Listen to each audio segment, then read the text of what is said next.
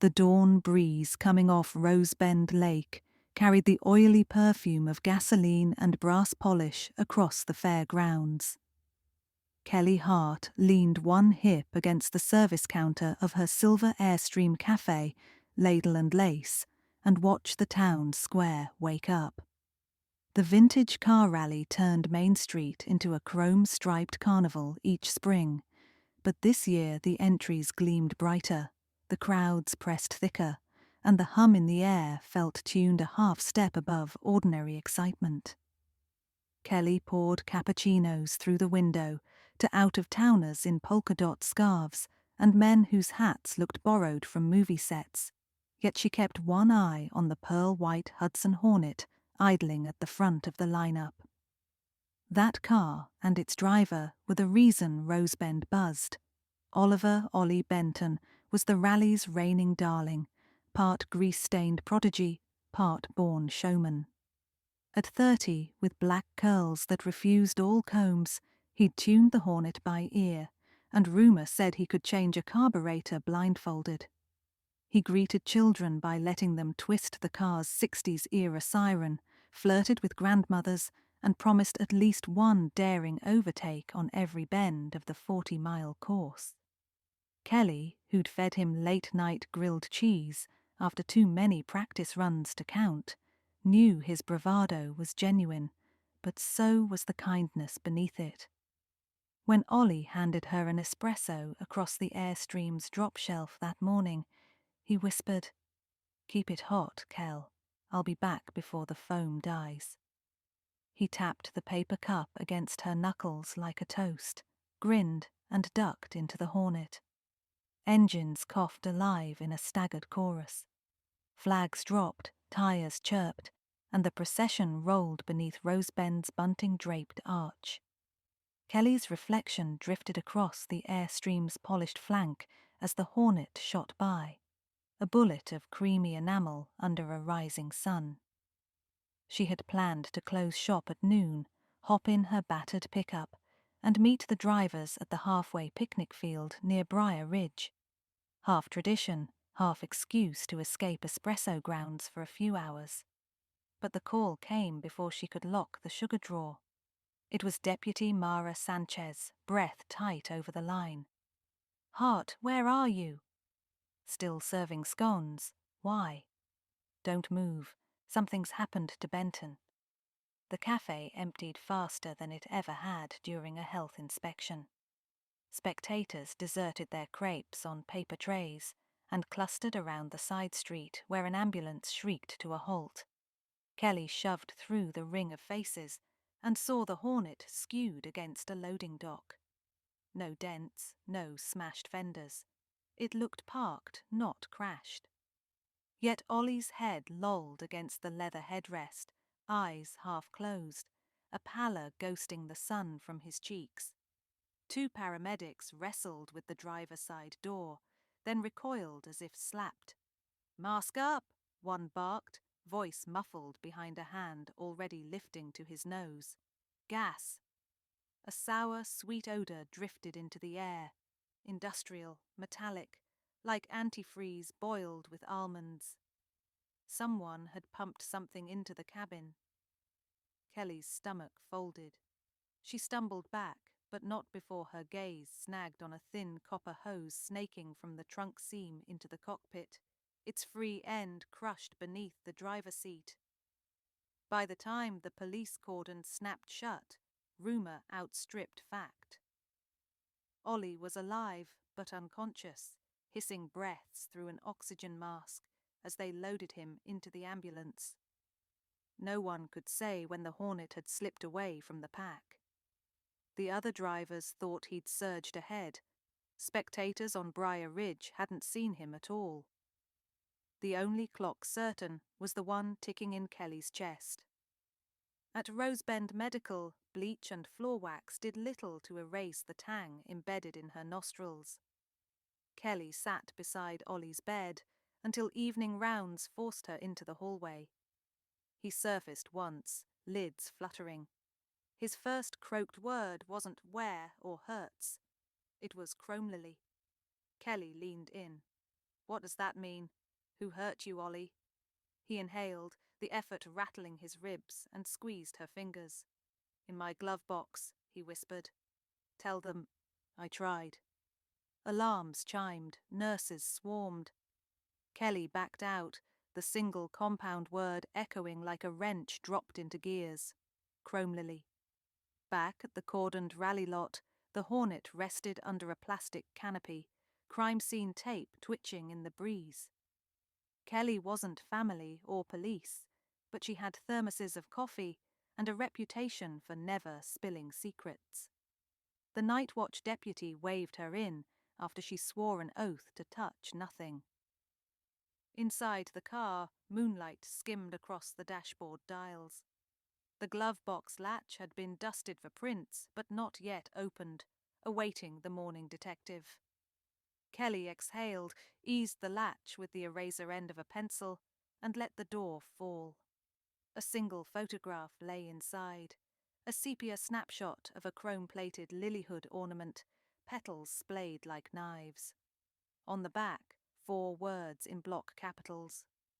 They are stripping her. She slid the photo into a sandwich bag. Somewhere in town, a hood ornament like that existed, perhaps on a car yet unseen, and someone wanted it enough to neutralize the one man who might talk. At dawn, she found Rex Mallory, Ollie's chief mechanic, pacing outside the service bay behind the fairgrounds. Grease shadowed his temples, and his coveralls looked as though he'd slept in them, which, judging by the oil-stained cot nearby, he had. When she showed him the photograph, Rex's shoulders locked. "Where'd you get that?" Ollie left it for me. His jaw shifted. Chrome Lily. Not what, who. Nickname for an old Delahaye 165 cabriolet. One-off pre-war French thing. Body polished raw. Hood ornament. Chrome Lily. Only one on Earth. Is it in Rosebend? It was. Rumour says a private collector lent it for the rally showcase. Car never made it to the public paddock, though. Only a handful of us knew it was here. Kelly felt the cold bruise of danger spread across her skin. You think Ollie was trying to protect it? Maybe he found out someone planned to strip her. Rex scowled. A Delahaye's panels, ornament, even its badges would fetch fortunes parted out. Rex jerked his chin towards the service bay. Inside, a half-built hot rod perched on jack stands. On the concrete beneath it squatted a wooden crate bearing a shipping label from Marseille. The lid lay pried open, empty. Crate arrived Tuesday, Rex said. Supposedly the Delahaye's side skirts. When I went to unpack, nothing but bubble wrap.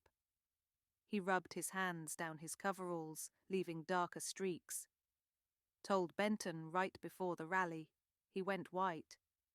Kelly photographed the crate and label, then told Rex to lock every door and watch his back. She'd seen thefts in Rosebend, antiques, moonshine casks, the occasional copper downspout, but nothing like this. The town's heartbeat relied on tourists and nostalgia. If word spread that high-end cars were being cannibalized under cover of the rally, sponsorships and goodwill would vanish. Deputy Mara met her outside the sheriff's office, a takeout tray of blackberry scones balanced on one palm. "I should arrest you for meddling," Mara said, but her tone flickered curious. They sat on the courthouse steps while Kelly laid out the photograph, the empty crate, and Ollie's cryptic warning. Mara folded her arms. "I've already got the state police breathing down my collar. They're convinced industrial sabotage. I'm convinced the rally committee knows more than they admit. Half the town council's pockets jingle when the classic car circus comes to town." "Who's handling the Delahaye?" Kelly asked. Mara consulted her notes. "Officially, storage undisclosed. Unofficially, word is Councilman Paxton arranged the loan." Kelly whistled. Tobias Paxton owned 3 bed and breakfasts and chaired the tourism board. If anyone could bury a scandal, it was Paxton. and if he stood to profit from illicit sales of priceless chrome, he had motive enough to keep Benton silent. The parts vendor tents closed at dusk, but Kelly found Ursula Crane, the rally's principal sponsor, inventorying speedometer faceplates under a string of bare bulbs. Ursula's hair was coiled in a victory roll that defied gravity. Her lips matched the scarlet cordons lining her display. When Kelly asked about a Delahaye cabriolet, Ursula signaled her assistant away. "Beautiful machine," Ursula murmured, "but fussy. Its French curves attract thieves like moths." Her gaze sharpened. "Why does a soup slinger want to know?" "Because a friend of mine nearly died guarding it." Ursula's enamel smile cooled. "Then your friend tangled with the wrong restoration ring." "Restoration ring?" "Collectors who restore by transplant. They buy a rotted chassis, then harvest original parts off better cars. What's left becomes polished scrap, highly illegal but impossible to trace once the pieces scatter." Ursula packed a crate with sudden force. "Look, Miss Hart, pedal pushers like us get run down if we stand in that road." Kelly left the tent feeling both warned and watched. Headlights flared as a black panel van rolled past, slowing when it reached her. The passenger window lowered. A camera flash popped. Then the van accelerated, tail lights shrinking to pinpricks. Kelly's heart banged against her ribs. She'd just been marked. Back at Ladle and Lace, the Airstream's interior lights glowed warm, but her reflection in the door glass looked pale. She was turning the deadbolt when she noticed a rectangle of chrome resting on her doormat. A Delahaye badge, its mounting studs snapped, edges fresh with tool marks. Taped to the back was a typed message: "Serve food, not justice." Adrenaline tasted like copper. Kelly locked up, phoned Mara, and spent the night perched on a stool with the espresso machine hissing like a faithful guard dog. At dawn, she traced her fingertip over the badge's Art Deco lettering and decided fear tasted worse than risk. Later that morning, rumours swirled that Paxton would host an emergency rally committee meeting inside the old train warehouse on the outskirts of town. Officially to reassure sponsors, unofficially to renegotiate liabilities. Kelly arrived early, wearing a barista's apron that hid a disposable camera and the Delahaye badge. Slices of sunlight speared through the roof's cracked panes, painting the concrete between rusting rails. Echoes drifted from a side office. Kelly slipped behind a stack of packing crates and peeked.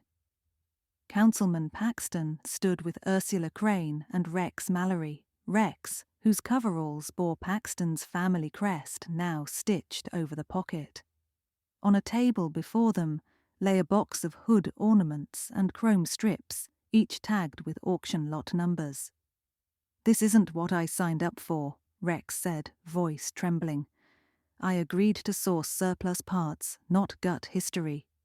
Paxton's laugh pinged off metal walls. "Surplus, spare, words the public likes. Collectors pay for authenticity. They don't care where it's harvested." "When Benton found out, he became expendable," Ursula interrupted, snapping on latex gloves. "The gas leaves no fingerprints. He'll wake grateful to be alive and too weak to testify."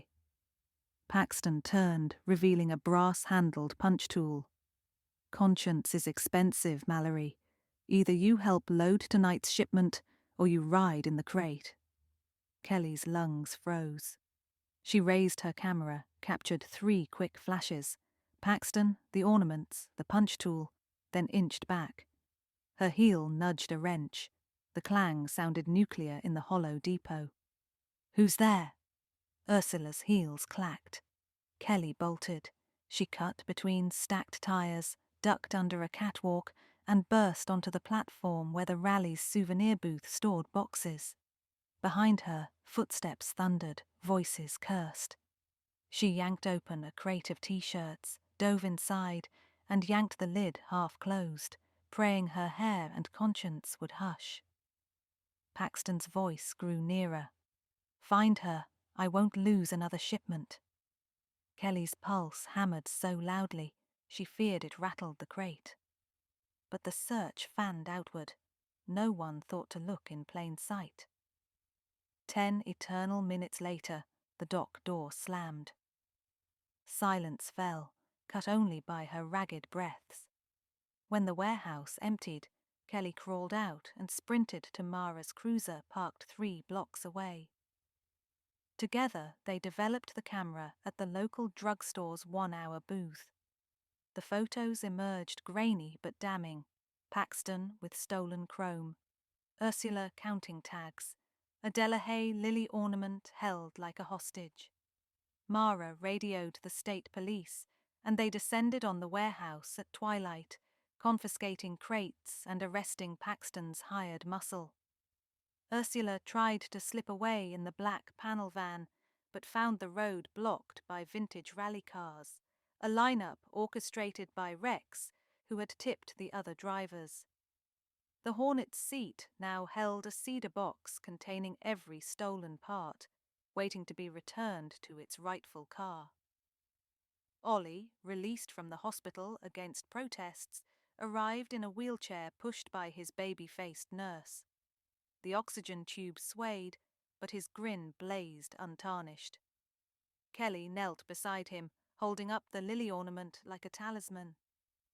"Told you I'd be back before the foam died," he rasped.